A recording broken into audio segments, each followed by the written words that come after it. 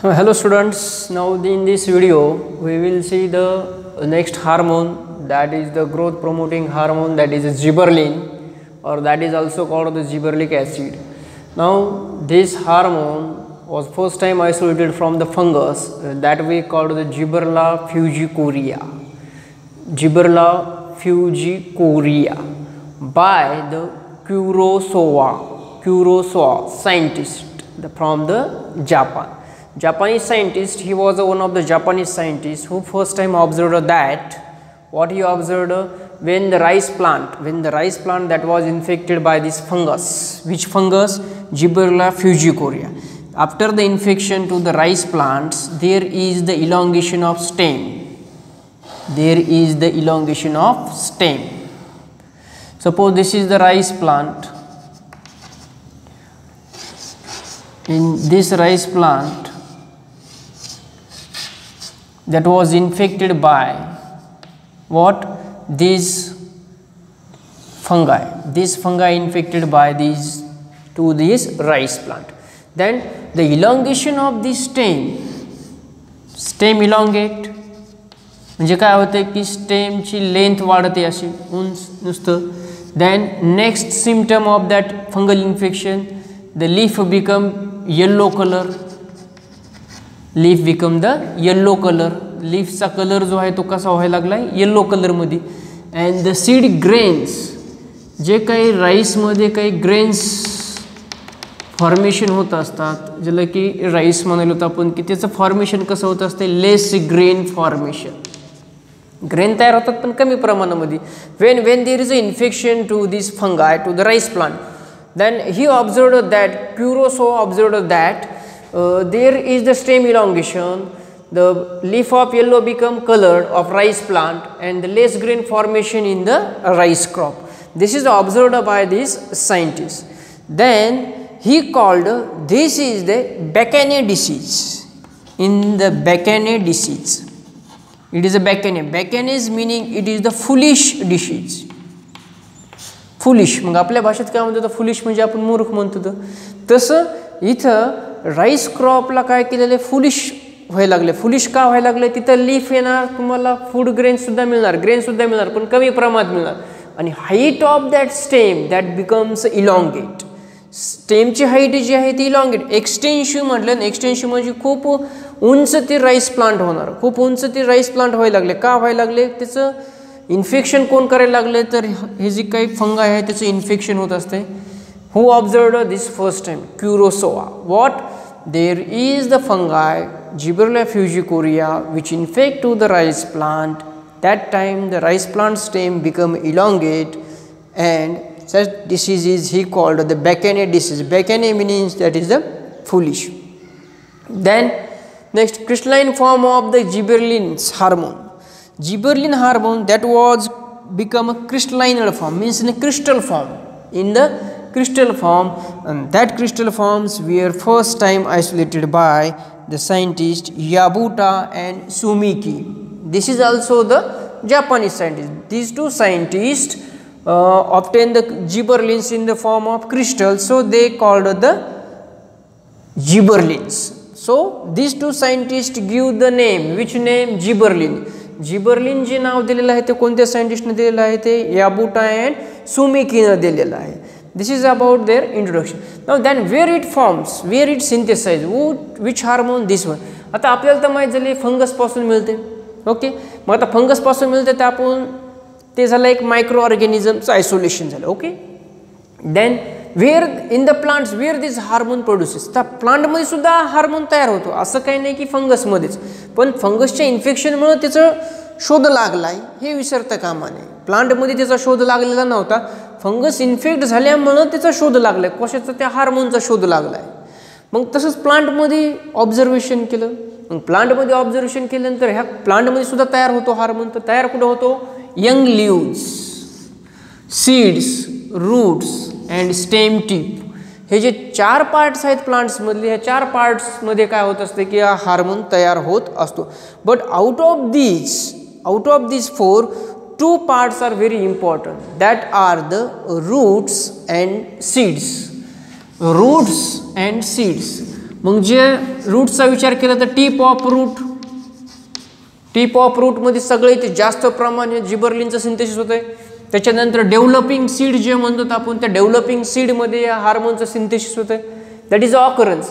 Young लिव्हजमध्ये सुद्धा होते पण कमी प्रमाणामध्ये, स्टेम टिपमध्ये पण होते पण कमी प्रमाणामध्ये, पण होत असते सिंथेसिस. पण सगळ्यात जास्त जर प्रमाण जर पाहिलं तर ते कशाचं आहे, टिप ऑफ रूट आणि डेव्हलपिंग सीड. हे जे 2 पॉईंट्स आहेत ते महत्त्वाचे आहेत. Most abundant synthesis of gibberellin in the tip of root and the developing seeds. Then these hormones can be represented by GA, that is gibberellic acid. GA ने काय केलं जातं, रिप्रेझेंट केले जाते. मग सिंथेसिस कोण आहे, precursor molecule. This is the gibberellic acid that are synthesized from malonic acid. Malonic acid, it is a precursor.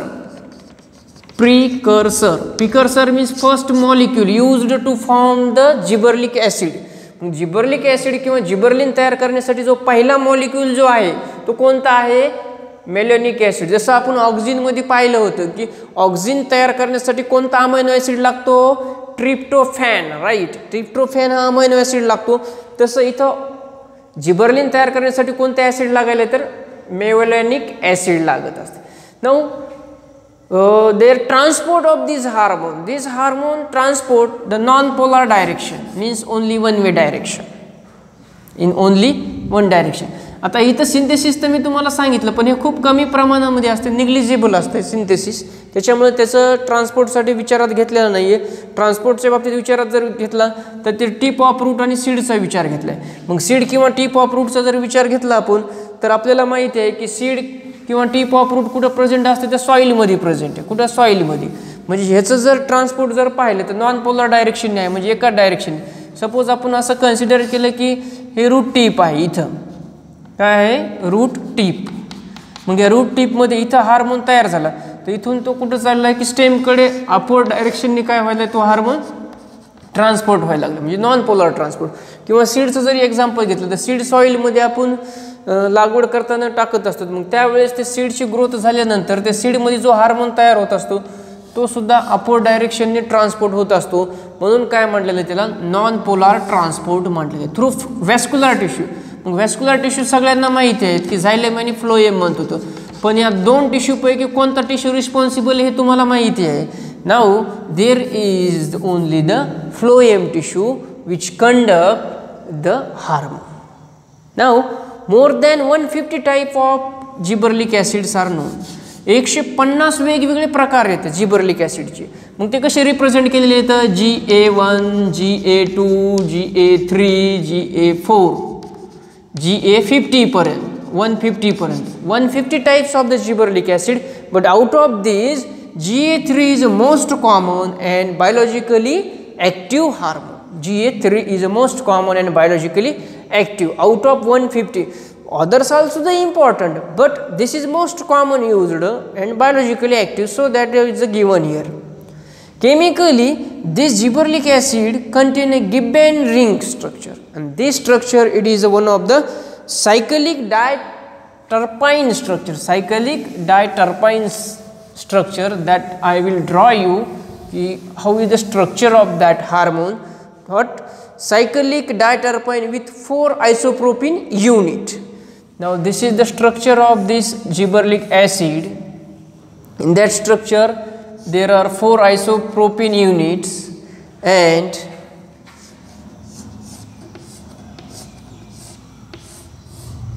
this is the basic structure. I have drawn just only to you basic structure of that gibberellic acid. Remember, this is the cyclic structure of that Gibbon ring, cyclic diterpene with 4 isopropene, 1, 2, 3, 4. These are the 4 isopropene units which makes the structure of this gibberellic acid. Now this is about the just introduction of that gibberellic acid that we call the promoting hormone, growth promoting hormone, that was first isolated by the Kurosawa scientist. How they isolated when they infect to this Gibberella fujicorea fungus to the rice plant, there is a stem elongation, and that time he identified there is the fungi which is responsible to the elongation of stem. After that crystalline form of that gibberellic acid that was isolated by these two scientists, Abota and Sumiki, and given the name, this is the gibberellins. Then synthesis, mostly synthesis is abundant. There is the developing seeds and the root tip, but sometimes that can also synthesis in the young leaves and stem tip. Now this hormone is synthesized from the malonic acid, that is one of the precursor molecule for synthesis of this gibberellic acid. Now this hormone shows the non-polar transport for the vascular tissue. Non-polar transport means there is one direction, only one direction from root to the tip of the shoot, that is a non-polar transport. Now more than 150 types of the gibberellic acid is known, but only one is the most common and biologically active, that remember you, that is GA3 is the most common, and chemically this is the Gibbon ring. This is the Gibbon ring, and that Gibbon ring means what? There is a cyclic structure. What? Diterpene cyclic structure with 4 isopropene unit. With 4 isopropene unit. This is about the gibberellic acid. Now our important point is the physiological effect and the biological application. Physiological effect and the biological application or their application of this hormone. Now first, physiological effect of this hormone. What is the effect of this hormone? That we call the physiological effect. Now in that physiological effect, first effect, it promotes stem elongation. Promotes stem elongation, that we call the axis elongation, stem elongation or axis elongation, where internodes increase in the length, where internodes increase their length. आता पहिला effect समजून घेऊ आपण की नेमकं stem elongation होते म्हणजे काय. आता आपल्याला माहिती आहे स्टेम जे असते प्लांटचं त्याच्यावर काय असतात की असे इंटरनोड्स असतात. मग या इंटरनोडमध्ये काय करायचं आहे की लेंथ वाढवायची. जर ह्या इंटरनोडची जर लेंथ जर वाढली तर काय होणार. तपा इथं जर विचार केला दोन्हीचं अंतर जर पाहिलं इकडं तर इथं काय झालं, हे इंटरनोड म्हणतात. इंटरनोड हे इंटरनोड आहे, हे नोड आहे. डिस्टन्स बिटवीन टू नोड, दोन नोडच्या मधलं जे अंतर असतं त्याला म्हटलं जातं इंटरनोड. इथले डिस्टन्स कमी आहे, इंटरनोडचं अंतर कमी आहे, लेंथ कमी आहे. पण इकडं काय दाखवली मी तुम्हाला, लेंथ वाढलेली दाखवली. लेंथ वाढलेली दाखवली. मग ही लेंथ कोणामुळे वाढत आहे की जेव्हा आपण या हार्मोनचा यूज करतो तेव्हा काय होणार तर स्टेमचं इलॉंगेशन होणार. First. Second, it promotes the malting process that occurs in brewing industries or alcohol industries. Second function, promotes malting process. malting process म्हणजे कसे असते पहा की जे काही सीड्स असतात, सीड्स जे असतात त्या सीडला काय करायचं की मोड येऊ द्यायची, त्याला माल्टिंग म्हणलं जातं. मोड आल्यानंतर क्रश करायचं. तर ह्या ज्या सीड्स जे आहेत सीडला सीडलिंगमध्ये येऊ द्यायचं. सीडलिंग म्हणजे कसं की त्याला फक्त मोड येऊ द्यायचे छोटले छोटले, आणि ते मोड आल्यानंतर त्या सीडलिंगला काय करायचं क्रश करायचं, आणि क्रश केल्यानंतर त्याचं फर्मेंटेशन करायचं. त्याला माल्टिंग प्रोसेस म्हटले जाते. And that malting process in the braving industries. Braving industries म्हणजे कोणतं आहे, जे की अल्कोहोल तयार करण्याच्या इंडस्ट्रीज असतात त्या ठिकाणी अल्कोहोल बियर ज्या ठिकाणी तयार केले जातात तिथं काय केलं जातं की ह्या माल्टिंग प्रोसेससाठी ह्या हार्मोनचा यूज केला जात असतो. Second. Now third, it delays the senescence. Delays, it is one of the important biological effect, that is it delays senescence. Sorry, spelling mistake. No, senescence means aging in the plants. Aging in the plants. आता ageing in the प्लांटच्या बाबतीत जर विचार जर केला तर प्लांटला काय करायचं की यंग ठेवायचं, ते लीफ यंग ठेवायचं, ओल्ड होऊ द्यायचे नाही. तर जेव्हा आपण अशा प्रकारचा हार्मोन स्प्रे करतो तेव्हा ते प्लांटच्या लीफ जे असतात त्या कशा दिसणार, तुम्हाला टवटवीत दिसणार, त्या फॉलोअप होणार नाहीत लवकर. त्यांचं जे काही स्टेज आहे डेव्हलपिंग स्टेज ते वाढतं आहे. So that is the important. Senescence. Senescence means ageing of plants. It increases the seed maturity means seed germination. Increases Seed maturity. Seed maturity means we can increase the germination power of the seed. सीडची उगवण क्षमता आपण वाढवू शकतो तर जेव्हा आपण या हार्मोनचा वापर करतो. That is physiological effect. Then it causes the bolting in rosettes plants. Fifth one, causes bolting in rosettes plants. Now these rosettes plants, example that is a beet and cabbage. Then what is this process? He process कशी असते? कोणती? Bolting process that occurs in the rosette plants. Now in the bolting in the rosette plants, the distance between the nodes and internodes they can increase. Already we know the cabbage it is the one of the large terminal bud. Now this is the central axis or stem axis we called. Now this there is the leaf, such a leaves are produces at node. जिथे node असतात तिथे leaf तयार होतात. This is the compact leaf structure. What cabbage? Now in that structure this is the node. जिथं एक leaf आहे तिथं एक नोड असते. मग असं इथं पाहिजे तुम्ही तर इथं एक नोड आहे, इथं एक नोड आहे, इथं एक नोड. पण या दोघांमधलं जे डिस्टन्स आहे त्याला काय म्हटलं जातं? इंटरनोड म्हटलं जाते. काय म्हटलं जाते? इंटरनोड. आता हे इंटरनोडचं डिस्टन्स जर पाहिलं तर कसं इथलं कॅबेजमधलं खूप कमी आहे ना. पण जेव्हा आपण या हार्मोनचा वापर करतो, कोणत्या GA हार्मोनचा वापर करतो, तेव्हा ते काय होणार? डिस्टन्स कसं होणार पहा. एक तर स्टेम इलॉंगेशन होणार. आता इथं स्टेमचं इलॉंगेशन जर पाहिलं तर कसं आहे? छोटं आहे ना, इथून इथपर्यंतचे ॲक्सिस. मग इथं जर पाहिलं तर काय झालं? इन्क्रीज झालं. कधी? जेव्हा आपण GAचा वापर केला, जिबर्लिक ॲसिडचा. आणि या दोघांमधलं अंतर काय होते की वाढत आहे असं. म्हणजे जे टर्मिनल बर्ड आहे त्याची लेंथ वाढायला लागली. लेंथ वाढल्यामुळं काय व्हायला लागले की जे काय कॅबेज आहे, कॅबेज आणि कॉलीफ्लावर दोन प्रकार आहेत ना, तर इथे मी कॅबेज म्हणायला लागलो. कॉलीफ्लावर आणि कॅबेजमध्ये फरक आहे ते तुम्ही पहा काय फरक आहे आणि ते सांगा. Okay. Now this cabbage this is a internode. हे डिस्टन्स वाढले. मग हे डिस्टन्स कोणामुळे? आता हे नोड आहे, इथं एक नोड आहे, हे दोघांमधलं अंतर आहे. मग हे जे अंतर जे वाढले ते कोणामुळे वाढलेलं आहे? तर या application of that gibberellic acid. Application of that gibberellic acid. This is called the bolting. This bolting occurs in rosette plants, in that beet plants or in a cabbage plants. That is about the one of the physiological effect. This is the physiological effect. 5 physiological effects: promotes stem elongation where internodes increases their length, promotes malting process that is used in the brewing industry, delays senescence means the aging of the plants, increases the seed maturity means germination power can be increased, causes the bolting in the rosettes. This is the concept cabbage and the beet. That is about the physiological. About the application, elongation of grapes. Application मध्ये जर विचार केला आपण तर एक 2-3 applications आहेत पहा. First आहे इलॉंगेशन ऑफ ग्रेप्स. आता ग्रेप्स प्लांट तर सगळ्याला माहिती आहे. आता ग्रेप्सची जर फील्ड जर पाहिली तुम्ही तर तिथं जे काही ग्रेप्स असतात तिथं कसं असतं की स्ट्रक्चर अशा पद्धतीनं असतात. त्या वेली असतात, तिथं असे ग्रेप्स असतात.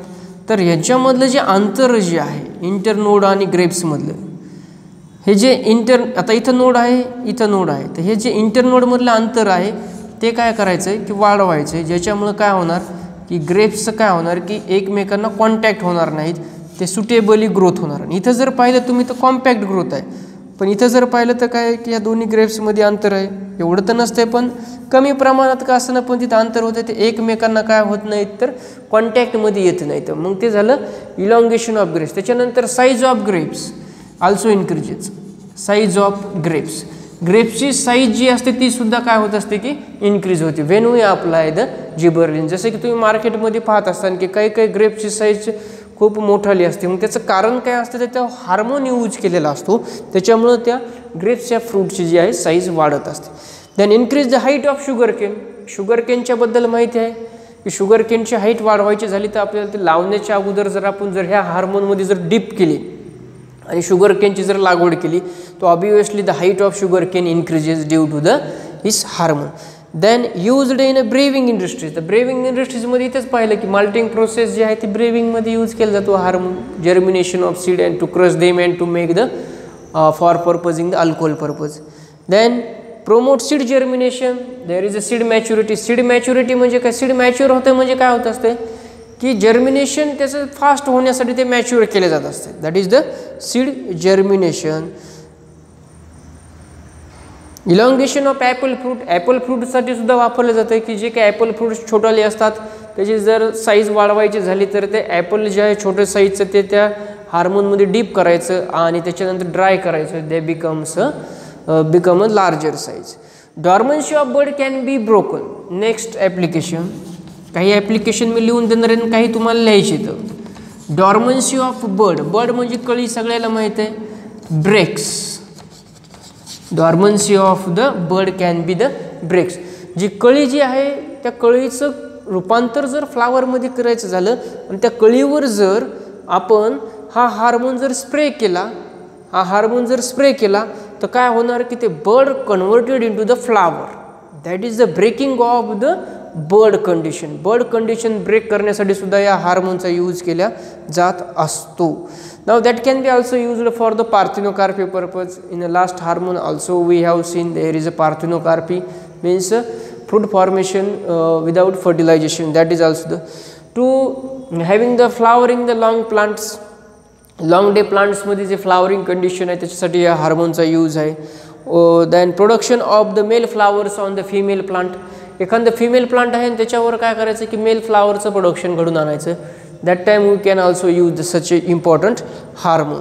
नाव increases the height of plant which is genetically dwarf plant. एखादं प्लांट कसं असतं की त्याची हाईटच वाढत नसते, ते खूपच छोटं राहते, मग ते डार्क प्लांट म्हणतो आपण, ज्याची हाईट कमी आहे त्याला. मग आपल्याला जर त्या प्लांटची हाईट वाढवायची झाली तर हा हार्मोन जो आहे तो इंजेक्ट करावा लागतो त्या प्लांटला. इंजेक्ट केल्यानंतर त्याची स्टेमची हाईट वाढते आणि ते डार्क प्लांट हे काय होत असते, टॉल होत असते. अशा पद्धतीने हे काय आहे तर फिजिओलॉजिकल इफेक्ट आणि ॲप्लिकेशन तुमच्या बुकमध्ये सुद्धा येतं, ते सुद्धा तुम्ही लिहू शकतात.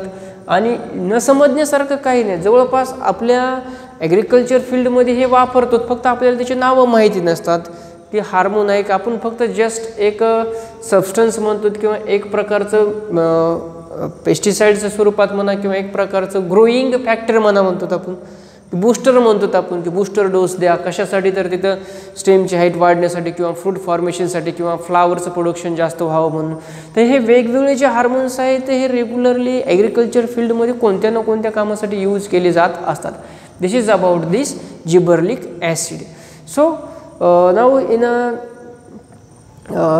Monday there is the exam, that is the NEET exam was conducted by NTA. In that exam a very simple question asked in this time, so you will also prepare such an important exam.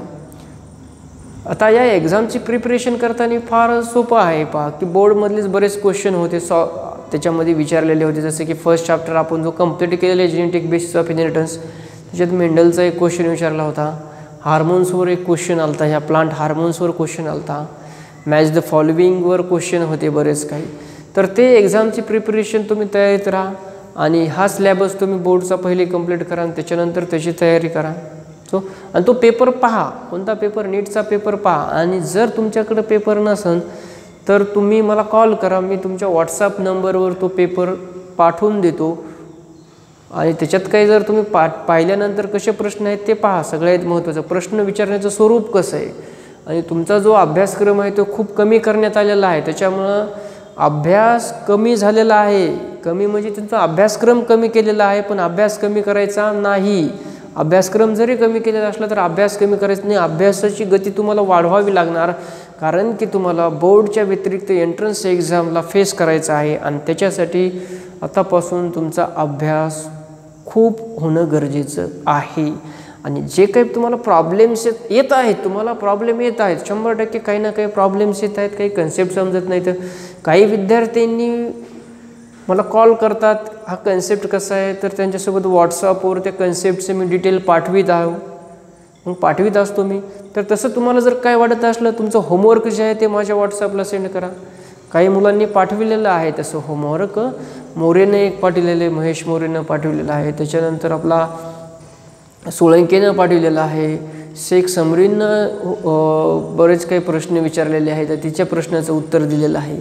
तर असे जे काही विद्यार्थी आहेत तुम्ही ते interaction झाल्याशिवाय शक्य नाही आहे. तुमचे जे प्रॉब्लेम्स असतात ते सॉल्व्ह करण्यासाठी इंटरॅक्शन होणं गरजेचं आहे. आणि आजच्या परिस्थितीमध्ये इंटरॅक्शन डायरेक्टली तर होऊ शकत नाही, तर फोनद्वारे ते होऊ शकते, पण it should be the properly interaction. ते प्रॉपरली इंटरॅक्शन होणं गरजेचं आहे. प्रत्येक वेळेस कॉलेजवाल्यानेच फोन करावा असं काही नसतं. तुम्ही जरी केला फोन तर काही फरक पडत नाही आहे, पण जे तुम्हाला समजत नाही त्याच्यासाठी तुम्ही समजून घेण्याचा प्रयत्न करा. आणि तुम्हाला इतका गोल्डन चान्स आहे की खूपच गोल्डन चान्स आहे स्कोर वाढविण्यासाठी.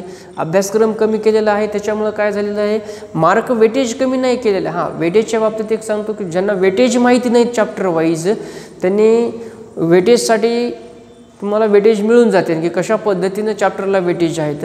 ओके, काही प्रॉब्लेम असले तर ते फॉलोअप करत राहा. Okay, sorry.